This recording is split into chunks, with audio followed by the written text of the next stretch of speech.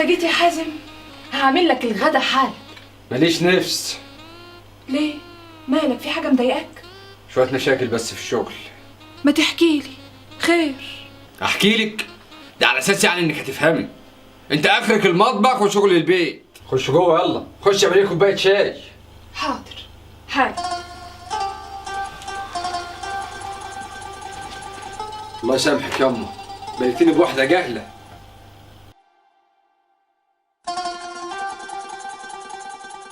حازم يا حازم، قوم يلا عشان تروح الشغل. الساعه كام؟ الساعة 8، يعني يا دوب تفطر وتغير هدوم. طب روحي انت وانا جاي وراكي. طيب تحب اعمل لك ايه على الغدي؟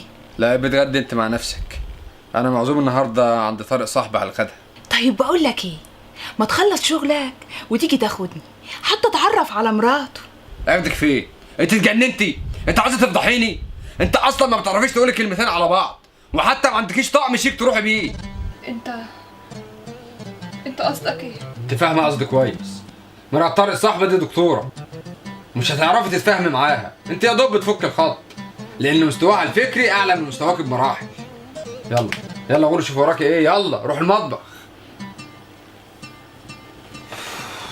بتيجي معايا ايه؟ ناقصه فضايح هي. هو حازم جوزي بيعاملني كده ليه؟ عشان يعني انا مش متعلمه زيه؟ يعني هو ذنبي يعني انا ينقصني ايه عن اي ست تانية؟ طول عمري بخدمه وبخدم خالتي الله يرحمها، بس خلاص مبقتش قادره استحمل معايرته واهانته ليا.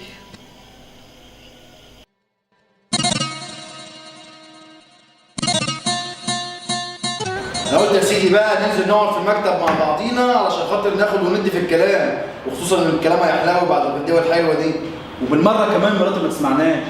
خير يا طارق، في ايه؟ كل خير، مصلحه في الجون. بص يا سيدي، دول اسهم انا كنت شاريهم بتوع شركه جديده. شويه الاسهم دولت هبيع لك منهم جزء منهم. الاسهم دلوقتي سعرها رخيص خالص، بس بعد 3-4 شهور سعر السهم هيترفع 4 اضعاف. يعني الموضوع ده على ضمانتك يا طارق؟ عيب يا عم، وانا هغرقك.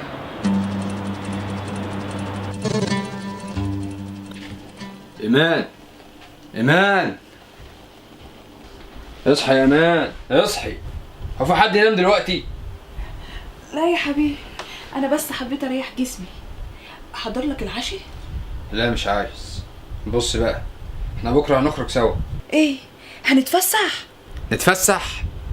ونام انت هبله، قال لي نتفسح. انا هروح انا وانت البنك بكره، فك الوديعه اللي باسمي وباسمك.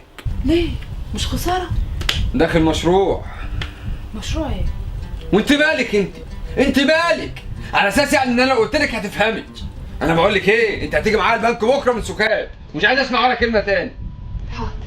حاضر.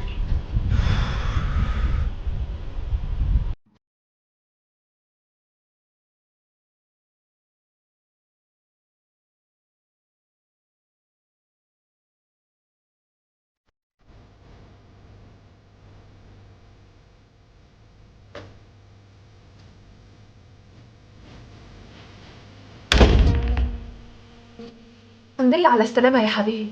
أجهز لك العشاء؟ مش عايز حاجه.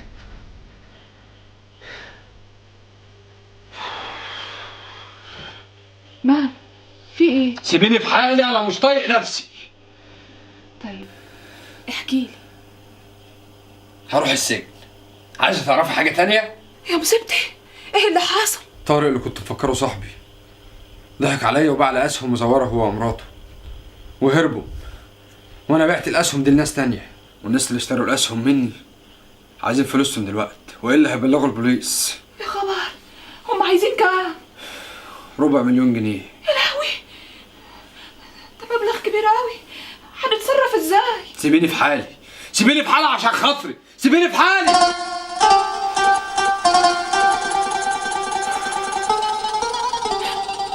حتى مشكلته مش عايز ده اساعده. انا همشي واسيب له البيت. لا يا بنتي يا امان، ما تمشيش وتسيبي له البيت وهو في المشكلة دي. أنا لازم أساعده، بس أساعده إزاي؟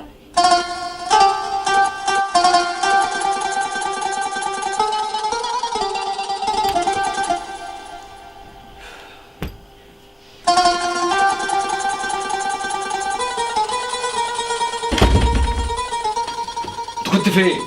وما بتردش على تليفونك ليه؟ سافرت البلد. سافرتي؟ سافرتي ازاي؟ وازاي تسافري اصلا من غير اذني؟ ايه ده؟ دول 250,000 جنيه، اديهم للناس وخلص نفسك. وجبتهم منين؟ نزلت عن الأرض اللي ورثتها من أمي لأخوي. انت عملت كل ده عشاني؟ مش ممكن. أنا اطمنت عليك دلوقتي إن موضوعك هيخلص على خير. هستأذنك بقى أرجع لبيت أخويا تاني. وترجع لاخوك ليه؟ أنا كده كده كنت هسيب البيت وأمشي، بس قلت أقف معاك في مشكلة وخلاص. المشكلة هتتحل وخلاص، وأنت مش محتاجني خلاص في حاجة. مين اللي قالك مش محتاجك يا امان؟ انا ما اقدرش استغنى عنك. تحتاج لواحدة جاهلة مش متعلمة زيي في إيه؟ طلقني يا ابن خالتي واتجوز واحدة متعلمة زيك تفهمها وتفهمك. انت صحيح ما اتعلمتيش في مدارس، بس اتعلمت اللي مفيش اي مدرسة في الدنيا تقدر تعلمه. اتعلمت الاصل والاخلاق. انا عمري ما استغنى عنك يا بنت خالتي. واذا كان على التعليم، من بكره يا ست اعلمك. يعني هو كان لازم الثانوية دي؟ ما كان كفاية الإعدادية وخلاص يا حبيبي. خلاص ايه؟ ده لسه كمان هتاخدوا كلية، وهخليكي تكملي تعليم وتعملي دكتوراه كمان. يلا بقى دكتور امان، ورانا مشوار كبير في التعليم ومفيش وقت نضيعه. حاضر يا حبيبي. يلا بسم الله.